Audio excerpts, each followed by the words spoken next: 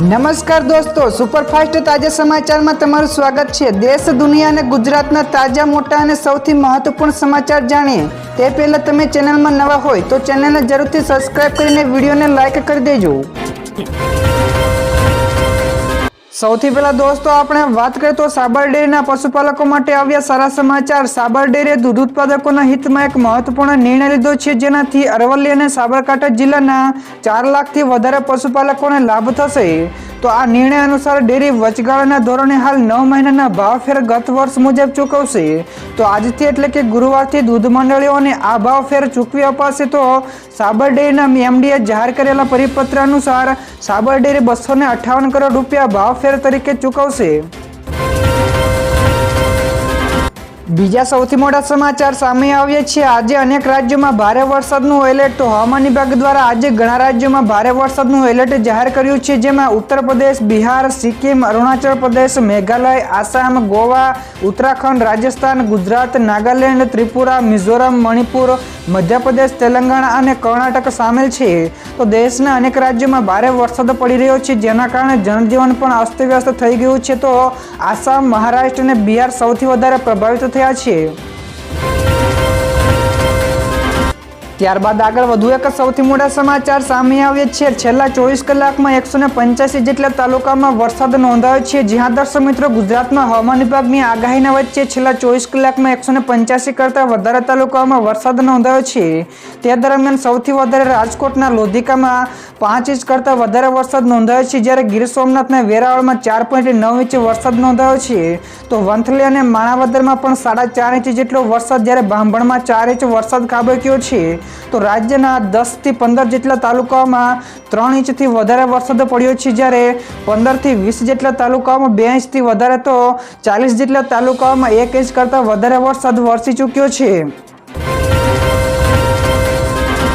તો દોસ્તો, બીજા સૌથી અગત્યના સમાચાર સામે આવ્યા છે। ઈએમઆઈ થયા મોંઘો, તો બેંકે લીધો મહત્વપૂર્ણ નિર્ણય। જ્યાં દર્શક મિત્રો, બીઓબી એટલે કે બેંક ઓફ બરોડાના લાખો ગ્રાહકોને બેંકે જોરદાર ઝટકો આપ્યો છે। તો બેંકે તેના એમસીએલઆરમાં વધારો કર્યો છે।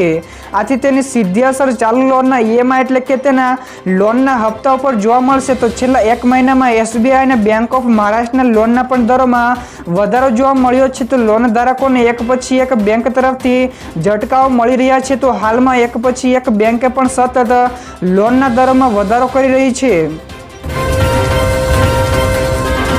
તો દોસ્તો, બીજા સૌથી મહત્વપૂર્ણ સમાચાર સામે આવ્યા છે। રશિયા 6 જેટલા ન્યુક્લિયર પાવર પ્લાન્ટ બનાવવામાં ભારતની કરશે મદદ। જ્યાં દર્શક મિત્રો, પીએમ મોદીની રશિયાની મુલાકાત દરમિયાન ભારત અને રશિયા વચ્ચે વ્યાપાર, ઉર્જા, આબોહવા અને સંશોધન સહિતના 9 જેટલા કરારો ઉપર હસ્તાક્ષરો થયા છે।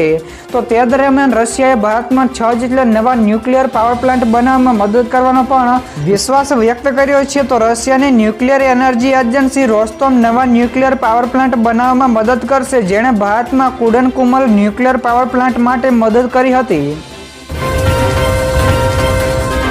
તો દોસ્તો, ફટાફટ આગળના બીજા સૌથી મોટા સમાચાર। ભારતમાં આવ્યો ભૂકંપ, મહારાષ્ટ્રની ધરા ધ્રુંજી। જ્યાં દર્શક મિત્રો, ભારતમાં ફરી એકવાર ભૂકંપનો આંચકો આવ્યો છે। તો મહારાષ્ટ્રના હિંગોલીમાં ભૂકંપના આંચકાઓ અનુભવાયા હતા। તો નેશનલ સિસ્મોલોજી સેન્ટર અનુસાર રિક્ટર સ્કેલ ઉપર ભૂકંપની તીવ્રતા 4.5ની માપવામાં આવી છે। તો ભૂકંપની ઊંડાઈ જમીનથી 10 કિલોમીટરની નીચે હતી। તો ભૂકંપને કારણે જાનમાલના પણ નુકસાનના કોઈ સમાચાર નથી, પરંતુ વિવિધ રાજ્યોમાં ભૂકંપની વધતી જતી ઘટનાઓ પણ લોકોમાં ભય ફેલાવ્યો છે। ત્યાર પછી ઝડપથી દોસ્તો આગળના બીજા સૌથી મહત્વપૂર્ણ સમાચાર મળ્યા છે। વરસાદને લઈને મોટી ભવિષ્યવાણી। તો આજથી 2 દિવસ એટલે કે 11 અને 12 જુલાઈના દિવસે ઘણા વિસ્તારોમાં ભારેથી અતિભારે વરસાદની આગાહી છે। તો અરબી સમુદ્રમાં સાયક્લોનિક સિસ્ટમ સક્રિય થયું છે, તેથી રાજ્યભરમાં વરસાદ પડી શકે છે। તો તે દરમિયાન દક્ષિણ ગુજરાતના સુરત, વલસાડ, વાપી, નવસારી, ડાંગમાં ભારે વરસાદ વરસી શકે છે। તો આ સિવાય ઉત્તર ગુજરાતમાં મહીસાગર, દાહોદ, ગોધરા અને છોટાઉદેપુરમાં, જ્યારે મધ્યથી ભારે તો અમદાવાદ, ગાંધીનગર, ખેડા, આણંદ, નડિયાદમાં હળવાથી ભારે વરસાદ વરસી શકે છે। તો દોસ્તો ત્યાર પછીના બીજા સૌથી અગત્યના સમાચાર સામે આવ્યા છે। યુજીસીનો નવો નિયમ, વિદ્યાર્થીઓને મળશે મોટી રાહત। જ્યાં દર્શક મિત્રો યુજીસીએ વિદ્યાર્થીઓ અને વાલીઓની ફરિયાદ બાદ નવો નિયમ લાગુ કર્યો છે, જેમાં જો સમય રહેતા કોઈ વિદ્યાર્થીને ફી કોલેજ તરફથી પાછી નહીં આપવામાં આવે તો સંબંધિત કોલેજની માન્યતા રદ પણ થઈ શકે છે। તેની સાથે જ કોલેજના અનુદાનને પણ રોકવાથી લઈને ડિફોલ્ટર લિસ્ટમાં નાખવાની પણ જોગવાઈ પણ કરી છે। તો સચિવ મનીષ જોશીએ નોટિસ જારી કરી છે કે નિયમો અને કાયદા કાનૂનોનો હવાલો પણ આપ્યો છે।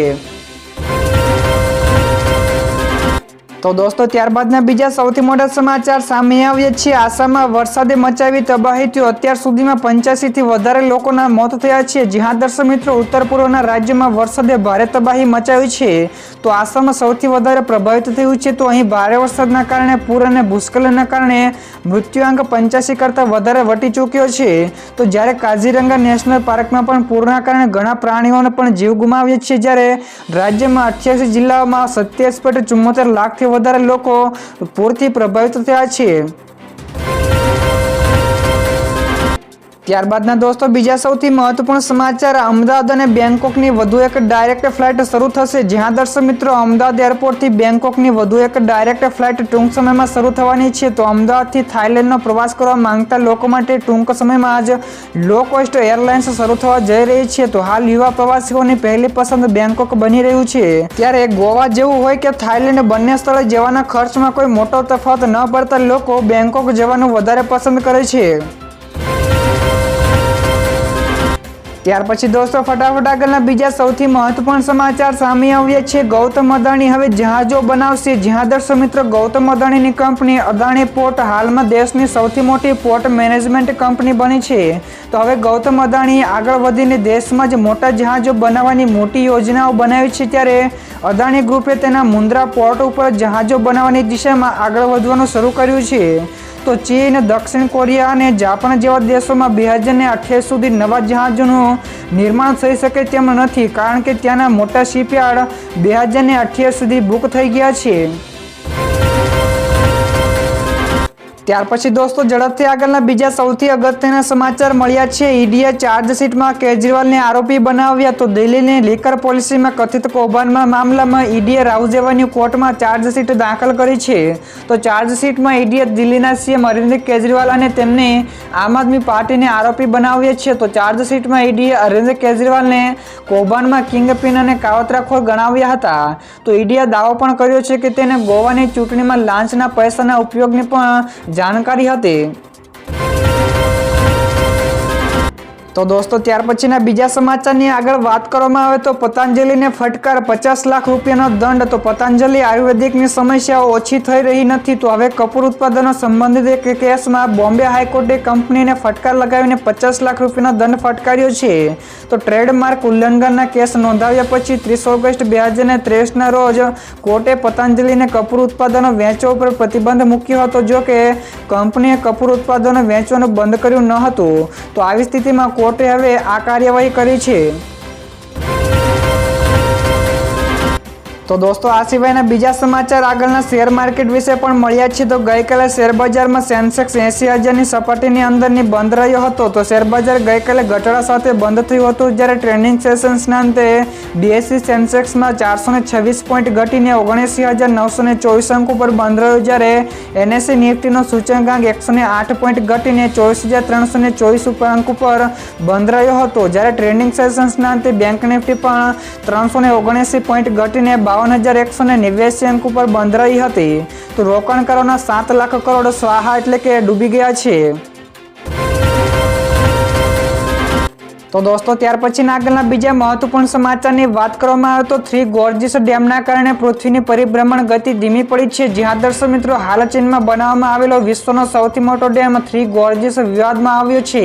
તો દાવો કરવામાં આવ્યો છે કે આ 3 ગોર્જીસ ડેમના કારણે પૃથ્વીની પરિભ્રમણ કરવાની ગતિ ધીમી પડી ગઈ છે અને પરિભ્રમણની માઠી અસર થઈ છે।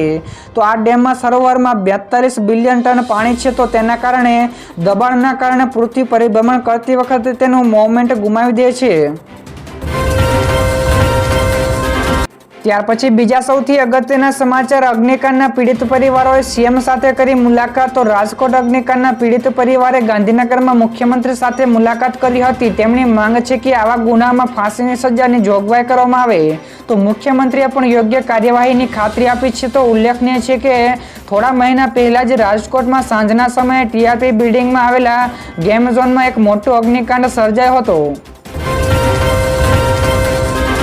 ત્યાર પછીના બીજા સૌથી મોટા સમાચાર, 2800 કરોડનું મની લોન્ડરિંગ કૌભાંડ પકડાયું. તો સુરતમાંથી બિહાર જઈને 800 કરોડનો હવાલા કૌભાંડની આશંકા છે. તો કોડીની જ્વેલરીના નામે કૌભાંડ થયું છે, જેમાં 2800 કરોડની નિકાસ બતાવવામાં આવી છે, પણ પેમેન્ટ કરનારું કોઈ અસ્તિત્વ જ ન હતું. જ્યારે ઈડીના દરોડા પડતા અન્ય વેપારીઓમાં પણ ફફડાટ વ્યાપી ગયો છે.